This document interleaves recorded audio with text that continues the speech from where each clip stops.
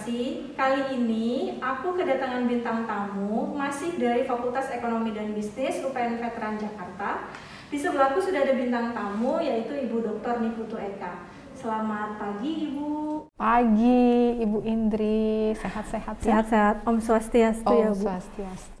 Bu Eka ini selaku Wakil Dekan Bidang Akademik ya Bu. Atau biasanya kita panggil dengan Ibu Wadek 1. Oke. Lebih mudahnya ya Bu. Nah, berhubung dengan pembelajaran tatap muka offline yang sekarang sudah diberlakukan di UPN Veteran Jakarta, khususnya di Fakultas Ekonomi dan Bisnis, mulai dari tanggal hari ini 7 Februari ya Bu. Jadi teman-teman mahasiswa semester 2 dan semester 4 sudah mulai datang langsung nih Bu ke kampus. Berarti ini hari pertama ya Bu? Betul. Nah, Bu, sebenarnya kebijakan offline ini kenapa harus anak semester 2 dan 4? Baik. Terima kasih Bu Indri. Salam kenal semuanya fansnya YouTube channel Ibu Indri Arafi. Terima kasih. Untuk semester 2 dan 4 pertimbangannya adalah mereka ini masuk di UPN Veteran Jakarta, khususnya di Fakultas Ekonomi dan Bisnis, bersamaan dengan masa pandemi lockdown di tahun 2020, kemudian periode selanjutnya di 2021, sehingga mereka sebenarnya belum pernah tahu kondisi kampus. Mereka selalu belajar melalui virtual ya, tatap muka virtual baik dengan dosen maupun dengan temannya, sehingga chemistry rasa mereka sebagai mahasiswa kami coba untuk memberikan bagaimana chemistry sebagai mahasiswa di FEB UPN Veteran Jakarta. Tentunya semester 4 angkatan 2020 dan semester 2 angkatan 2021. Sehingga mereka datang ke kampus, tapi ganti-gantian begitu. Seminggu angkatan 2020 luring, seminggu berikutnya angkatan 2021. Yang 2020 berarti di minggu berikutnya mereka daring begitu. Berarti sudah diatur sedemikian rupa ya Bu? Betul sekali. Intinya supaya tidak terlalu terjadi banyaknya kerumunan mahasiswa Bu? Iya, betul. Tapi nih Bu, Iya. kenyataannya Betul. pulang kuliah sering ada yang duduk Bu di selasar bata merah. Apalagi sekarang kita udah punya desain baru loh FEB itu, ada bangku untuk teman-teman mungkin bisa dipakai untuk ngerjain tugas ya Bu ya, sambil mengisi waktu luang dan juga mungkin sedang menunggu kelas, pergantian kelas dan lain-lain. Gimana nih Bu kalau terjadi ada yang sedang berkelompok duduk di situ? Oke. Baru saja tadi saya melihat di Bata Merah ya sedang berdiskusi, namun tidak henti-hentinya kami sebagai pengelola di FEB memberikan edukasi dan menginformasikan untuk tetap menjaga jarak, at least 1 meter antar teman-temannya begitu. Dan mereka tetap menggunakan masker tentunya. Harapan kami sebagai pengelola, mahasiswa ini sudah dewasa ya, sehingga mereka sudah memahami ketika diberikan kesempatan untuk belajar secara luring, mereka sudah tahu bagaimana menjaga diri untuk tetap mematuhi protokol kesehatan. Nah, ini saya pantau pagi ini. Begitu. Ada hukumannya nggak Bu? Atau apa sih ketika mereka sudah kayaknya melanggar ini deh, melanggar batas keramaian gitu? Oke. Untuk punishment, kami belum mengaturnya untuk punishment. Jadi masih dalam tahap pembinaan atau pengawasan, dan tidak henti-hentinya kami memberikan saran begitu untuk baiknya berada di lingkungan kampus seperti apa. Jadi sebenarnya jauh lebih ke kesadaran pribadi ya Bu ya. Karena mungkin sekarang juga semua orang udah tahu ada varian baru Omikron ya Bu. Betul sekali. Nah, berhubung juga ada varian baru, ternyata kabar dukanya mahasiswa saya di prodi saya juga ada Bu. mungkin kalau nggak salah 2 atau 3 orang yang sempat nge-WA ke saya menyampaikan bukti positif COVID. Iya. Nah, mereka adalah mahasiswa semester 2, semester 4, di mana pembelajarannya itu secara ada yang offline. Selaku mahasiswa yang sedang terkena Bu pandemi COVID-19 dan selaku dosen kelas, apa sih Bu yang harusnya dilakukan? Karena kan tidak ada kelas hybrid Bu ya. Maksudnya jumlah kelas hybrid itu tidak mencukupi gitu loh Bu. Ya. Terima kasih Bu Indri. Untuk mahasiswa yang sedang isoman ya, karena hasil pemeriksaan laboratoriumnya positif COVID-19, probably untuk Omicron, beberapa memang kami berikan kebijakan untuk bisa menghubungi dosen, ya dosen di mata kuliah yang memang mereka tempuh di semester 2 ataupun semester 4 agar dosen ini memang sudah kami arahkan untuk berkenan membuka link Google Meet begitu, sehingga mahasiswa masih tetap ikut perkuliahan di rumah sambil isoman dan dosennya ada di kelas bersama teman-temannya yang dalam kondisi sehat begitu, tidak ketinggalan. Kita juga sudah menyampaikan pesan ya Bu ya, dari selaku Ibu Adik 1 menyampaikan pesan kepada mahasiswa dan juga dosen untuk menyiapkan pembelajaran, intinya supaya tidak ada yang miss. Betul. Konsepnya juga tetap tercapai gitu ya Bu. Ya. Dan satu lagi Bu Indri, saya ingin menambahkan aktivitas di LMS, Learning Management System, even dosen itu metode pembelajarannya luring, tetap mereka diwajibkan mengupload RPS, materi pembelajaran, kemudian pretest, posttest, ataupun video pembelajaran kalau dosen tersebut memang sudah siap di tatap muka pertama ini. Oke, berarti intinya tetap di LMS berjalan, yang offline juga berjalan. Jadi supaya kita jauh lebih jelas gitu ya. Dan mahasiswa juga saya rasa nggak perlu takut deh gitu, dengan sistem perkuliahan yang sekarang kita coba ini. Nah, kemudian tidak hanya permasalahan COVID Bu yang ditanya sama mahasiswa. Ada masalah tentang pengisian KRS, Kartu Rencana Studi, cukup kayaknya memakan waktu yang lama penyelesaiannya. Sebenarnya kendala apa sih Bu yang mungkin mereka juga perlu tahu ya, supaya kan banyak juga mahasiswa yang akhirnya hilang etika, selalu menghubungi dosen gitu setiap hari memaksa, kenapa nggak masuk nih mata kuliah saya, kok belum bisa input KRS dan lain-lain. Mungkin ada kendala di kita, apakah dari sistem Bu, apakah dari jumlah tenaga Mikmas atau bagaimana Bu? Ya, baik. Terima kasih Bu Indri. Ini luar biasa ya, respon mahasiswa yang sangat proaktif dengan keinginan belajar mereka di semester genap ini. Untuk plotting mahasiswa untuk plotting mata kuliah memang sudah disiapkan di Unisys. Mahasiswa itu bisa memilih mata kuliah saja. Namun pembagian kelasnya memang setelah proses mahasiswa itu sudah mengambil. Sehingga nanti kami akan membagi kelas mana saja ya dengan jadwal yang memang sudah kami siapkan. Mengapa demikian? Ketika waktu dan dosen itu ditampilkan di link Unisys mahasiswa, ini akan terjadi penumpukan hanya pada dosen favorit saja begitu, sehingga ini yang membutuhkan kesabaran terlebih dahulu bagi adik-adik mahasiswa ya, karena waktu adik-adik memilih hanya ada mata kuliah dan jumlah kapasitasnya saja, belum ada waktu dan nama dosennya begitu, karena memang proses update data, update informasi ini bersamaan dengan proses pembelajaran, metodenya luring dan daring, kapasitas kelas, ketersediaan dosen begitu. Sehingga memang dinamis sekali informasi yang tersampaikan kepada adik-adik mahasiswa. Benar, jadi intinya bertahap, berproses, pada masanya kuliah semua akan selesai. Yang penting sabar. Ya. Nah, selain itu pertanyaan terkait perkuliahan Bu, kegiatan MBKM nih. Ya. Kita kan baru tahunya tahun 2019 Bu. 2020. Tapi akhir 2019 juga diikutkan. Betul. bener nggak nih Bu, mahasiswa sempat dengar dari prodi-prodi lain bahwa kalau udah ikut MBKM 20 SKS, free skripsi angkatan 2019. Dan satu lagi, kalau kegiatan MBKM itu dikonversi, katanya masih kurang relevan Bu, jadi nggak adil sama mereka yang tetap belajar gitu. Ya.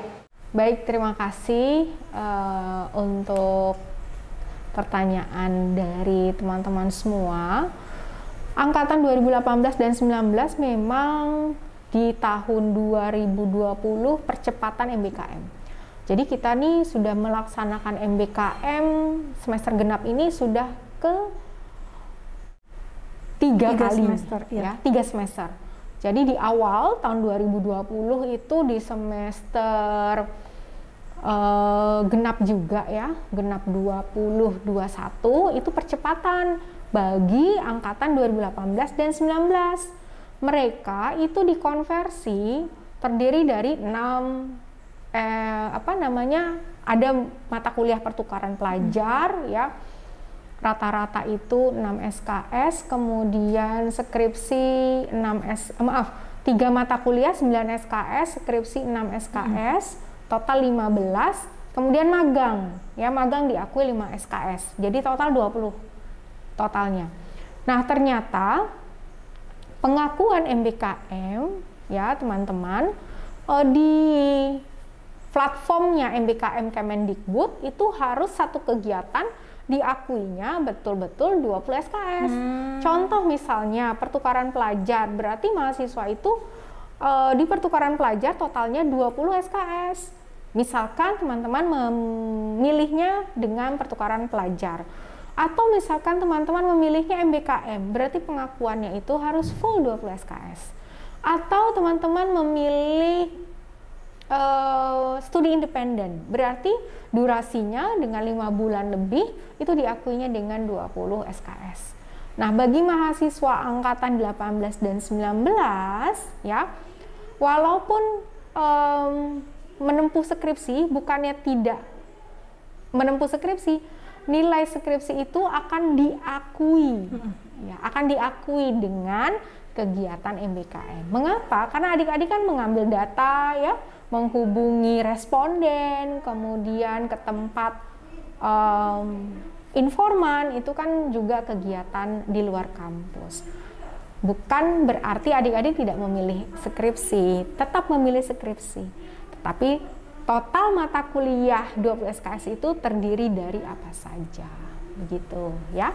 Bu, berarti misalnya nih ada mata kuliah skripsi yang dimasukkan ke dalam konversi, berarti luarannya itu tetap harus berbentuk sebagaimana dokumen skripsi kan Bu? Betul. Ya, dokumen skripsi tetap ada, publikasi. Iya. Jadi bukan berarti mentang-mentang dikonversi terus udah nggak buat skripsi gitu. Karena mungkin ini banyak miskomunikasi kan Bu sama mahasiswa, pikirnya udah nih udah masuk 6 SKS, gak usah ikut skripsi, dengan terakhirnya adalah laporan magang atau project independen. Oh iya, bukan seperti itu. Oke, jadi semoga cukup jelas ya adik-adik mahasiswa. Nah, selanjutnya lagi terkait tadi Bu, pengisian KRS, kan kalau kita tutup supaya nama-nama dosennya itu tidak kelihatan mana aja nih kelas yang kebanyakan fansnya nanti akhirnya menumpuk, Ibu bilang gitu ya. Mungkin itu sudah ditutup. Nah, ada lagi fenomena barunya ketika adanya kelas PBI, pengantar bahasa Inggris. Mahasiswa melihat kelas PBI, Bu yang minat cuma dikit. Di kelas saya, di prodi saya, dan saya juga mengajar kelas PBI, awalnya cuma 5 orang. Sehingga ada nggak sih Bu kebijakan ke depannya, appreciate apa nih sebenarnya mau kita kasih sama mereka yang memang punya willingness untuk entering yang kelas with English language. Dan selain itu kalau misalnya dengan reward tersebut Bu masih nggak ada yang tertarik, program paksaan ada nggak ini Bu? Ya. Dengan program pengantar berbahasa Inggris ya untuk beberapa mata kuliah, sebetulnya ini adalah challenge untuk adik-adik mahasiswa go internasional. Ini challenge, artinya mereka sebenarnya tanpa paksaan, tapi ketika mereka mau improvement, ya, improvement kemampuan mereka di dalam talking in English, kemudian writing in English, kemudian communicate in English, ya, communication in English, sebenarnya mereka sudah kita fasilitasi dengan dilaksanakannya mata kuliah pengantar berbahasa Inggris. Overall, dosennya materinya oke dalam bahasa Inggris, tapi dalam bahasa pengantarnya bilingual juga, ya. Jadi jangan khawatir adik-adik, not for all the section in English, because the lecturer is not a native, ya, native speaker, no, ya. Dosennya dari dosen FEB juga, jadi bahasa pengantarnya pun bilingual begitu. Dan sebenarnya dosennya juga sedang dikursuskan, ya, mengambil bahasa Inggris. Jadi sebenarnya kita yang belajar dua-duanya ya. Bu, kalau misalnya materinya pakai bahasa Indonesia tapi penjelasan in English, termasuk nggak butuh kelas bilingual? Oke. Utamanya materinya dalam bahasa Inggris, begitu. Dalam penyampaian yang bilingual, it's okay. Ya, berarti menurut mahasiswa harusnya sih ini udah dengan taraf yang lebih mudah ya Bu ya, karena tidak full bahasa Inggris. Nah, yang terakhir nih Bu, selaku peran Ibu sebagai Odik 1, Wakil Dekan di bidang akademik, ada nggak sih Bu harapan terkait kebijakan pendidikan yang mungkin belum diterapkan, tapi itu udah jadi kayak harapan Ibu lama nih, gitu, harusnya seperti itu. Ada nggak?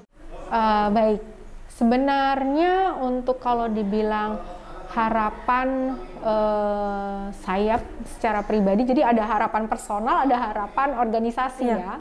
Harapan personal dan organisasi sama, bahwa FEB ini akan menuju internasionalisasi rekognisi, sehingga semuanya bergerak, mahasiswa bergerak, dosennya bergerak, tata kelolanya bergerak.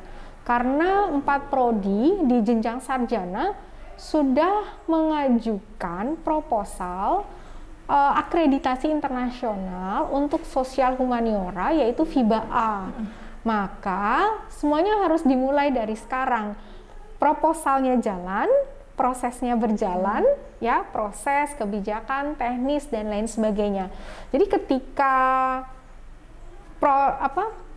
akreditasi itu disetujui dan ada assessmentnya, kita di FEB ini sudah matang begitu.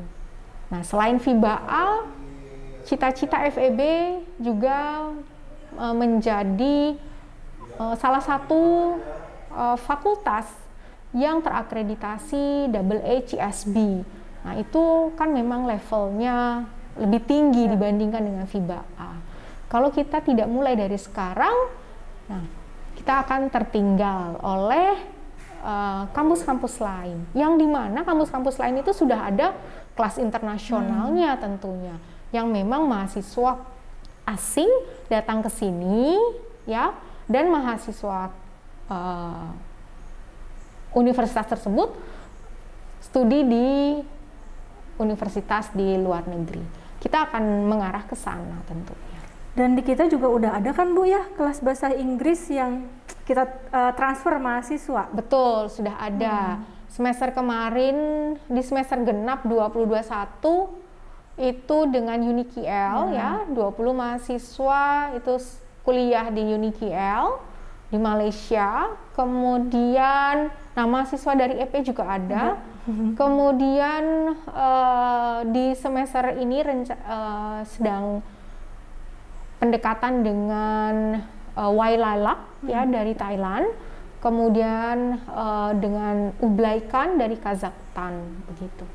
Jadi ikut inilah ya, jangan lupa. Iya, jadi usaha-usaha yang dilakukan sama fakultas kita ya Bu ya, yang memang ingin menciptakan lompatan tangganya itu meningkat terus ke atas, sebagaimana supaya menaikkan ranking universitas, dan juga teman-teman ini makin bangga gitu. Jadi kalau alumni mana, kan? Alumni dari FEB UPN Veteran Jakarta, yang dimana pada saat kita sudah sebut alumni kampus tersebut, udah jadi universitas internasional ya kan, arahnya ke sana. Jadi harapannya sih, mungkin saya juga sih karena sebagai sivitas akademik, mahasiswa jadi pro ya Bu, sama kebijakan-kebijakan yang dibuat oleh fakultas gitu. Intinya kita menuju ke arah yang lebih baik. Oke Bu Eka, terima kasih banyak atas waktunya hari ini. Ibu udah menyempatkan diri untuk kita Q&A. Pertanyaan yang sudah dikumpulkan melalui Ketua Hima. Dan teman-teman, jika ada pertanyaan lagi beserta saran siapa narasumber yang mau diundang, bisa nanti disampaikan di kolom komen. Dan jangan lupa ya, di masa pandemi COVID-19 ini tetap jaga kesehatan dan stay happy dan stay healthy. Saya Airi, wassalamualaikum warahmatullahi wabarakatuh. Waalaikumsalam. Dadah Bu ke kamera.